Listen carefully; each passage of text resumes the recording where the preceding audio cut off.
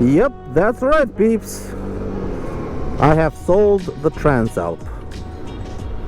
My beloved 1991 Honda Transalp, which I mechanically restored, is gone. Now, why would I do such a thing right at the end of winter, right before the riding season starts, and right after I said I had a lot of plans for long distance touring for this summer on two wheels? Why would I sell my ADV comfortable long distance tourer right as summer is around the corner? Well, to be perfectly honest with you guys, first reason, the number one reason I sold the Transalp is because I got a very good offer on it. Somebody came by the showroom one day when I was with the Transalp at work right before Christmas, saw it, asked me how much I wanted for him. I gave him a number that I thought he would refuse. He said he would think about it, asked for my phone number, and about a month later called me back. He said he wants to see the bike again. He came, he saw the bike, and he handed the money over. Now,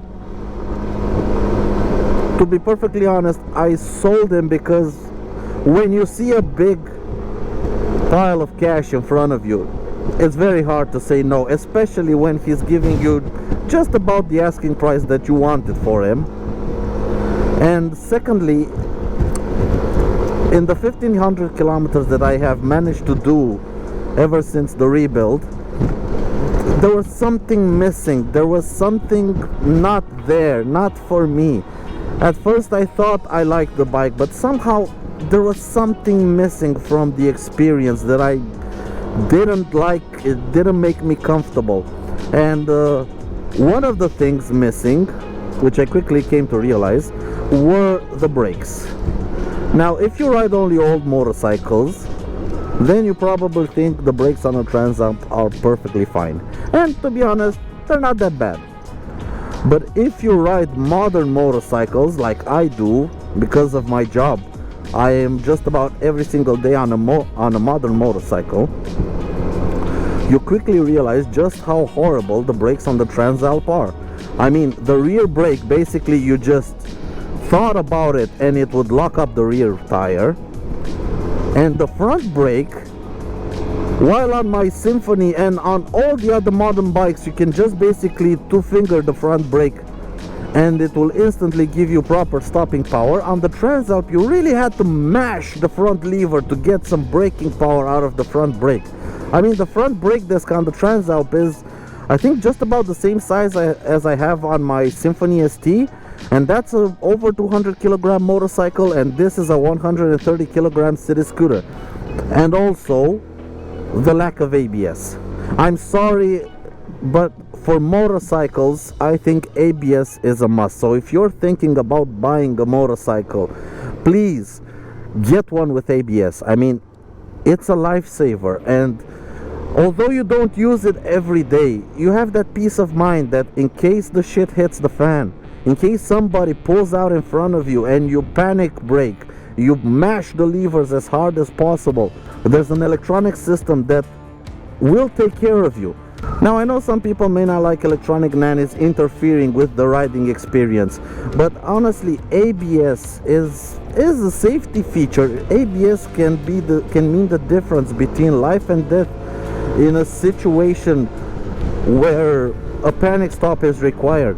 I don't know, every time I ride my ST, it's so nice to have that peace of mind that in case something happens, I just yank on the levers and I just let the ABS do its thing, and it will bring me to a stop as fast as humanly possible. Because when you're in a panic situation, that's what it's called. It's called a panic stop. You're not thinking, you're just yanking on the levers as hard as possible. I know some people say, yeah, I can brake faster without ABS. Sure, in a controlled environment, definitely. In a controlled environment, you can definitely stop faster without ABS than with ABS.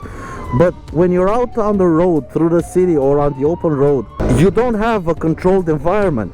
You have gravel on the road, you have wet tarmac, you have dirty tarmac, you have oil on the road, you have all these things that when it's a panic stop situation, you don't have time to think about them. You don't have time to look at the ground and see, is there oil, is there dust, or is the asphalt clean? No, you just yank on the levers as hard as you possibly can, and that's how people drop bikes, and that's how people end up in the hospital, to be honest. ABS doesn't care for that. ABS works instantly. That's the beautiful part about electronics. They just work. And modern ABS are so unintrusive that you can barely feel them in day-to-day riding. And when you do properly feel them, you are extremely thankful for them. Now, the third reason for why I sold the Transalp is because even though I wanted to do long distance touring with him in the summer, he really wasn't ready for long distance touring. Although mechanically he might have been sound, the problem is, while traveling you do have luggage with you. And also, me filming these videos for you guys, I have extra luggage in terms of batteries, cameras, everything I need to produce these videos. And all I had on Alp was a 40-liter top case and the passenger seat. So if I wanted to carry luggage with me for a long distance trip, I would have had to set them up with panniers and with a proper big tail bag. Now those things cost money, okay? Those things are not cheap. A set of panniers for Alp are way over 500 euros. A tail bag, another 100 euros. Also, I am used to the wind protection that I have on my ST, and I wanted the same kind of wind protection. Plus, if I film, I don't want any wind noise in my videos. So I needed a big windscreen. There's another 100 euros gone. Also, Alp has tube type tires. So in case I go on a long distance trip and get a flat tire, I need to take the wheel off, get another tube in. That's considering I have a spare tube with me, so I would have had to buy spare tubes to carry around with me, a lot of tools to take the wheels off. Also, you have to lubricate the chain and clean the chain just about every day when you're doing a long distance trip. A whole lot of hassle and a whole lot of money that still needed to be spent on him to get him to where I wanted. Oh yeah, one more thing, heated grips. Like right now, I have my heated grips on full blast on Donnie. That's because I have heated grips on Donnie. I didn't have heated grips. I would have had to mount heated grips to him, and that meant buying heated grips. So that's another 100 euros gone. Realistically, I made the list of everything I needed to put on him to get him to where I wanted him to be for long distance trips, and it came out to about 1,200 euros of added stuff that needed to be put on to get him to where I would have been comfortable taking him on a long distance trip. And when I say long distance trips, I mean like days away from home, not just 200 kilometers to the destination and another 200 back. No, I'm talking about 2,000, 3,000, 4,000 kilometers. That's a week-long trip. For something like that, everything that I would have needed with me would have cost about 1,200 euros, and honestly, I didn't see the point in spending that kind of money. And honestly, I don't even have that kind of money. That's the problem. I'm not rich. I work 2 jobs basically, plus this YouTube channel to try to get by.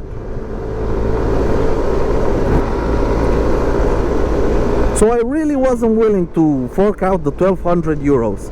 And every time I wanted to go out in the weekends for a ride, I realized that I was jumping on Donnie.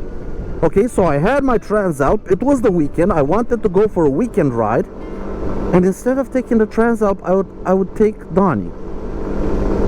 So when the opportunity arose and somebody offered me a decent price for Alp, I just said yes. Now, what happens with all of my touring plans? Well, I'm not planning to buy any motorcycle for 2022. So currently, I own Donnie, and that's it. This is my only two-wheeled vehicle. a 169cc 12 horsepower city scooter Symphony ST. And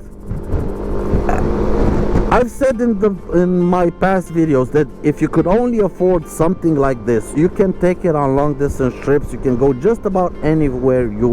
And I would have been a bit of a hypocrite to tell you guys that, and then when summer came by, to jump on my 600cc touring motorcycle and go for a tour. No. So this year I'm gonna do exactly what I preach. All the trips I have planned for this year, all the long distance trips I have planned for this year, I'm gonna do them on Donnie. And believe me, I have a couple of trips that are extremely long. Trips that are over 5,000, at least one of them is over 5,000 kilometers long. And it's gonna take me probably about 2 weeks to finish.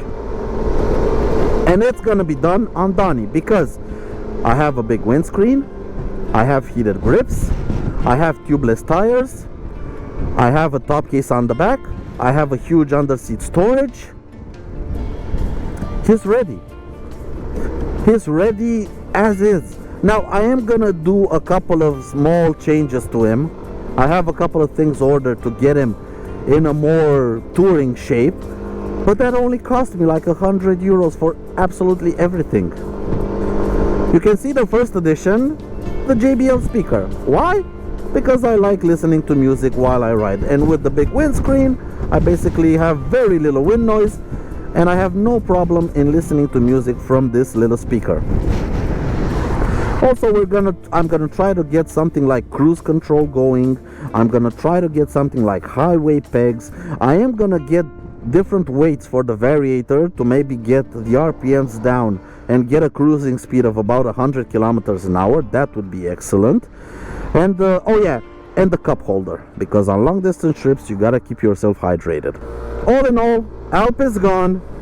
I have funding for my trips for this year, and all of my trips for this year are gonna be done using Donnie, the Sym Symphony ST200 with a 169cc single cylinder engine. How's it gonna go? Well, get subscribed and we're gonna find out together. But that has been it for this little update video to keep you guys in the loop as to what's going on with me and my two-wheel journey. Thanks everyone so much for watching, and take care out there and ride safe. Goodbye.